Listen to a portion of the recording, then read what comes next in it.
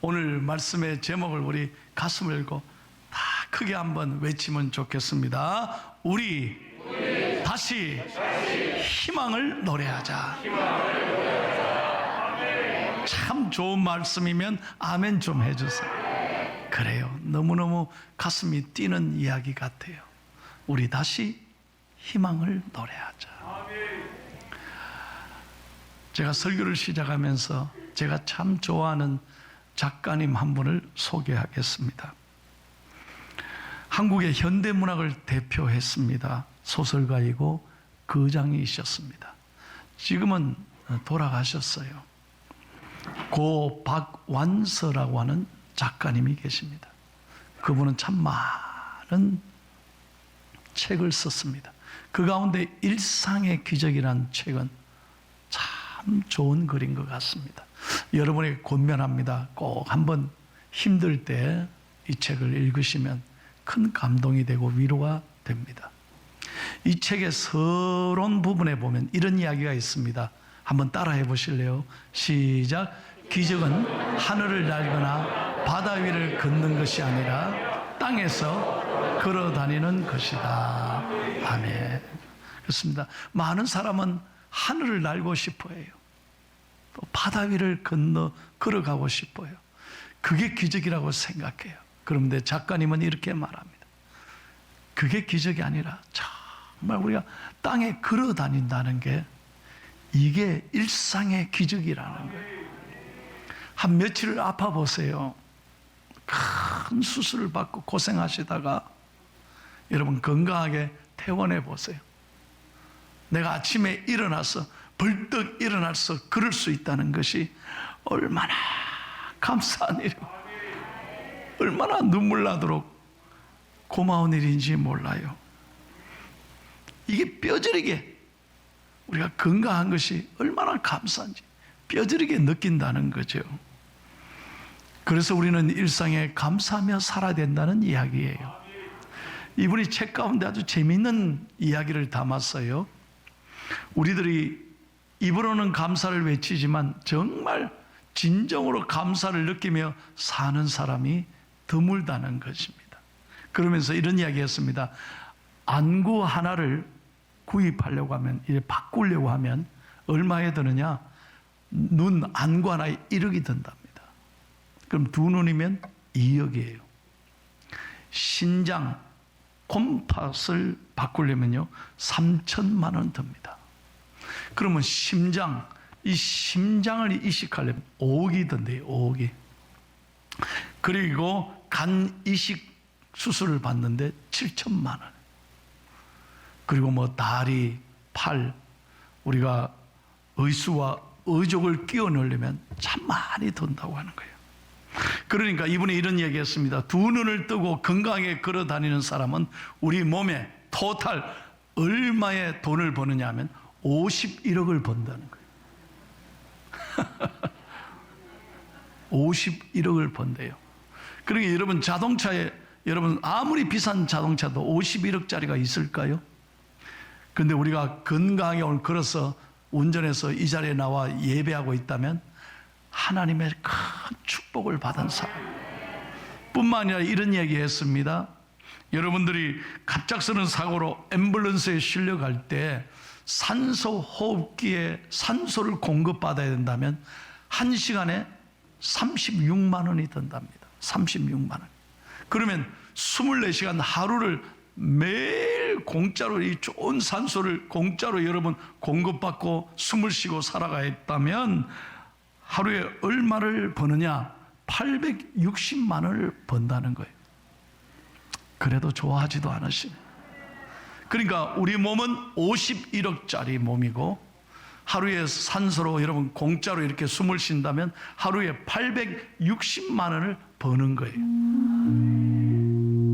이 모든 게 하나님의 은혜라는 거예요. 여러분 가운데 날씨도 좀 비가 올 것 같고 쌀쌀하고 교회 가야 되나 말아야 되나 혹시 걱정하고 뭐 이래저래 고민하며 나오신 분이 있습니까?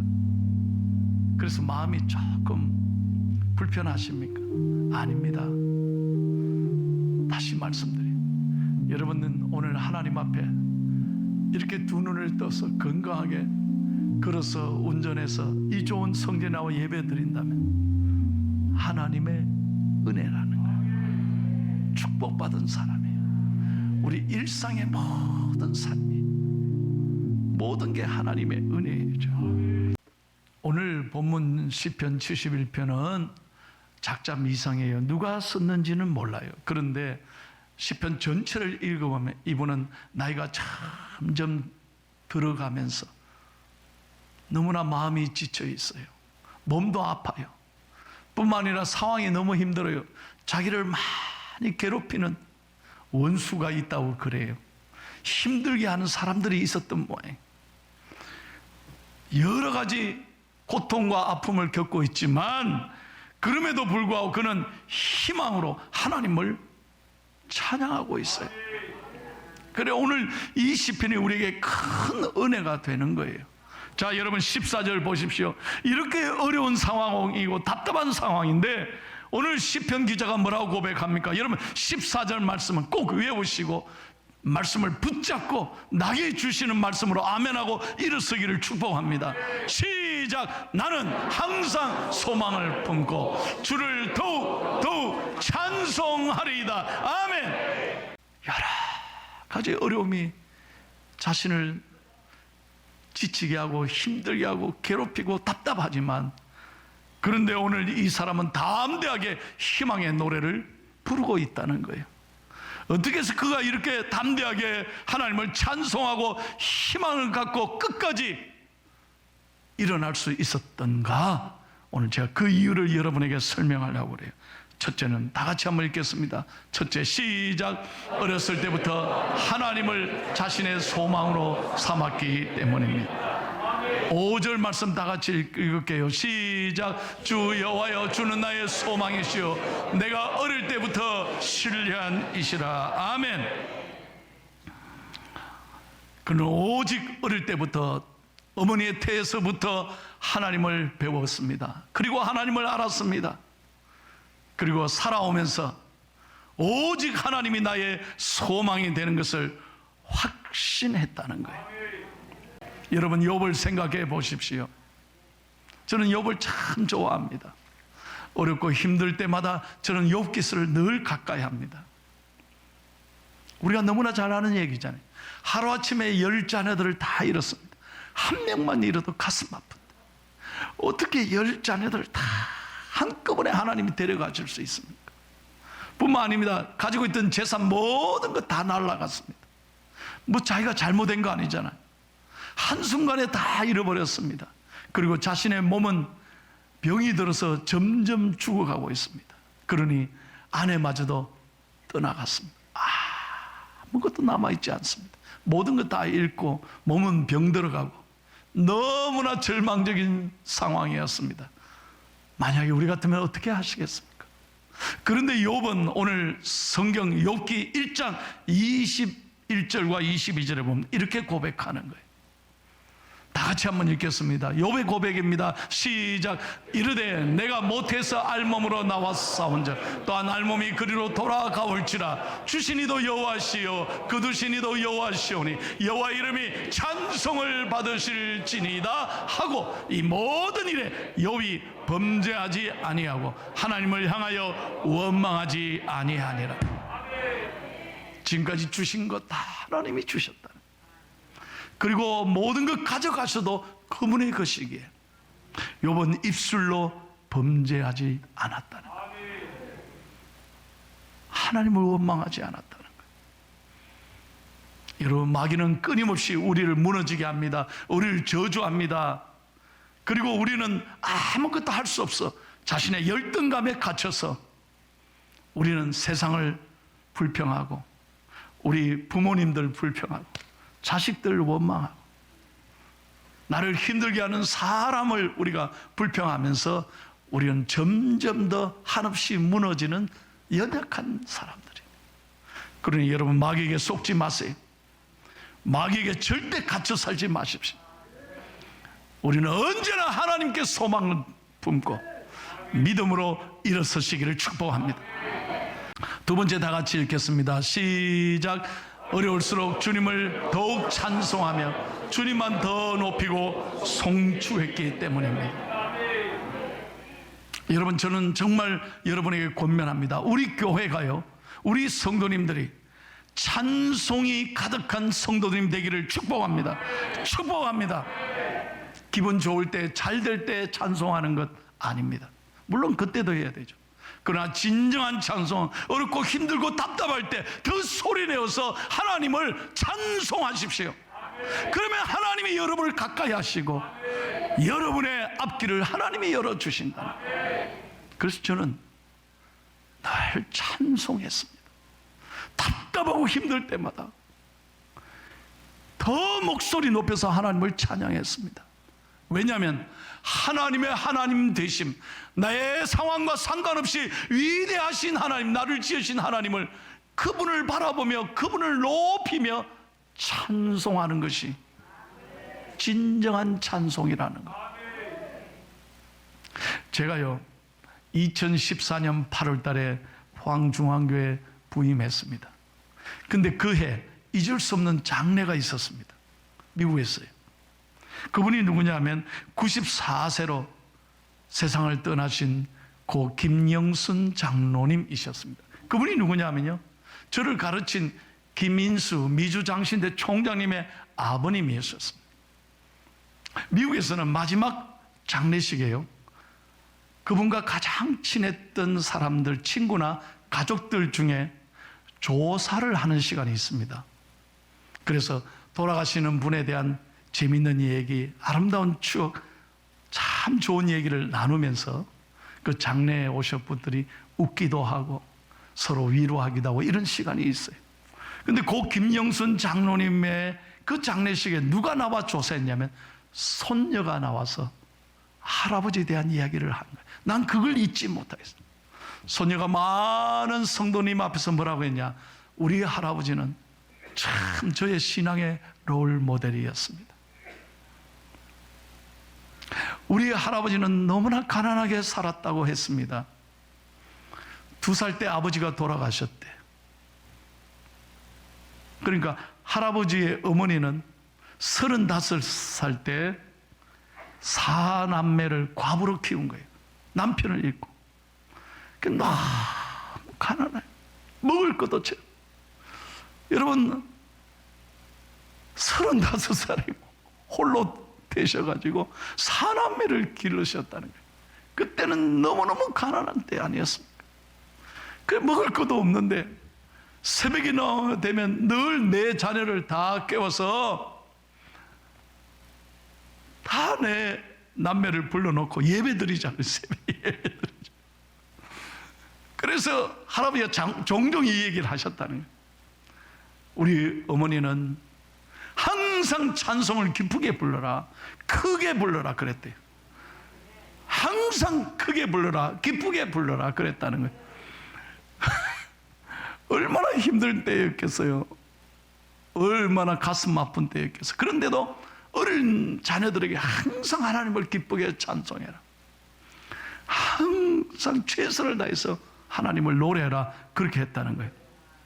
그런데 여러분, 하나님이 그 어머니의 신앙을 이어받은 자신의 할아버지를 축복하셨는데요, 그 할아버지에게 3남 2녀를 하나님이 선물로 주셨는데 세 아들 다 목회자가 되고요, 2 따님들이 권사님, 다 장로님 다 되시고요. 그 할아버지는 생전에 평생에 9개 교회를 개척했다는, 개척교회를 9개나 지었다는 거죠. 그리고 수십 군데를 평생 돌아가시기까지 선교를 했대요. 선교사를 위해 최선을 다해 도와줘요. 마지막으로 돌아가시면서 신학교에다가 10만 불, 10만 불이면 얼마예요? 1억 3천만 원. 그리고 교회에 10만 불, 1억 3천 헌금을 다 하나님 앞에 드리고 교회에 드리고 신학교, 그렇게 헌신의 삶을 살아왔다는 거죠. 그런데 이 소녀가 무슨 얘기를 하냐면, 한 번은 할아버지와 같이 예배드렸는데 할아버지가 자기를 보고 야단치더래. 왜? 자기는 그날 좀 기분도 좀 힘들고 어려운 일이 있어서 찬송을 크게 안 불렀다는 거예요. 예배 시간에. 그랬더니 예배부에 오라 그러더니 너 왜 찬송을 그렇게 부르냐, 너 하나님을 왜 그렇게 노래하느냐고 그렇게 야단치더라고요. 그래서 자기가 할아버지가 딱 바라보고 물었다니, 할아버지 왜 찬송을 크게 불러야 돼요? 그렇게 물었대는 거예요. 그랬더니 할아버지 하시는 말씀, 네가 이 다음에 찬송을 부르지 못할 때가 올 거라는, 그때는 아무리 부르고 싶어도 부르지 못할 때가 오기 때문에 얘야 찬송을 크게 불러봐. 할아버지도 그렇게 살았어. 힘들고 어려울 때마다 찬송을 크게 불러봐. 그러면 하나님이 위로해 주시고 새 힘을 주시고 네 길을 이끌어 주신다. 그래서 그 손녀가 그 장례식 때 그 얘기하면서 그날 이후부터 자기가 찬송을 크게 부른다. 어렵고 힘들 때마다. 그러니까 하나님이 정말 힘을 주시고요, 그 손녀가 명문대학에, 미국의 제일 좋은 명문대학에 다니고 있어요. 축복해 주셨다는 거예요. 사랑하는 여러분, 하나님은 찬송하는 사람을 좋아하십니다. 우리가 지난 3년이 지나도록 마스크를 쓰고 그동안에 우리가 찬송했던 게 얼마나 감사했던 걸 뼈저리게 느끼잖아요. 또 언제 우리가 마스크 풀릴 곧 오겠지만, 여러분 하나님 앞에 감사하며 기뻐하며 찬송하는 일이 얼마나 좋은 일이고 얼마나 감사한 일이었다고. 그래서 여러분, 저는 늘 예배 때마다 찬송하잖아요. 하나님의 은혜, 말할 수 없는 이 은혜 감사해서 어렵고 힘들 때도 최선을 다해서 찬송했더니 하나님이 제 목회를, 우리 교회를 여기까지 선하게 인도해 주신 거예요. 할렐루야. 마지막 세 번째 다 한번 읽고 마치겠습니다. 시작. 지금도 나를 위해 일하시는 하나님을 분명하게 확신했기 때문에. 왜 이 시편 기자가 희망을 놓지 않았느냐? 지금도 하나님은 살아계셔서 우리를 위하여 일하고 계신다는 거예요. 하나님은 어떤 사람에게 일하십니까? 끊임없이 하나님을 바라보며 희망을 노래하며 기도하는 사람에게 하나님은 일하시는 거예요. 이사야서 62장 1절을 다 같이 읽을게요. 시작. 나는 시온의 의가 빛같이 예루살렘의 구원이 햇불같이 나타나도록 시온을 위하여 잠잠하지 아니하며 예루살렘을 위하여 쉬지 아니할 것인지. 잘 보십시오. 하나님은 예루살렘, 시온, 저와 여러분을 위하여 쉬지 않고 일하신다고 그랬어요. 어떤 사람에게? 기도하는 사람. 그런데 우리는 영적으로 이걸 깨닫지 못하는 거예요. 하나님이 너무 멀리 있는 것 같아요. 하나님이 보이지 않아요. 그래서 우리는 상황에 마음을 다 빼앗기고 답답하니까 찬송을 잃어버리고 기도하는 마음을 잃어버리는 거예요. 그러나 오늘 말씀을 듣고 깨닫고 내 눈을 열어 주님을 바라보고 희망을 노래하고 기도할 때 하나님이 반드시 여러분을 위하여 일하실 줄로 믿습니다. 오늘 시편 기자는 우리에게 말합니다. 우리가 다시 희망을 노래할 수 있는 이유는 하나님이 여러분을 사랑하시기 때문에, 하나님께 소망을 두고 우리는 다시 한번 하나님 앞에 크게 찬송하고 기도하면서 하나님이 나를 위해 일하실 것을 믿고 교회 와서 예배를 드리며 꿈을 꾸며 하나님 앞에 감사하며 나갈 때 하나님은 여러분의 꿈을 반드시 이루어 주실 줄로 믿습니다. 여러분 37년 동안에 이 마이크 형은 포기하지 않았기에 오늘의 밝은 미래가 열려졌다는 거예요. 오늘 우리는 세상은 우리에게 여러 가지 힘들다고 말합니다. 요즘 뉴스 보십시오. 모든 전망이 우리를 아프게 하고 힘들게 하고 어둡게 합니다.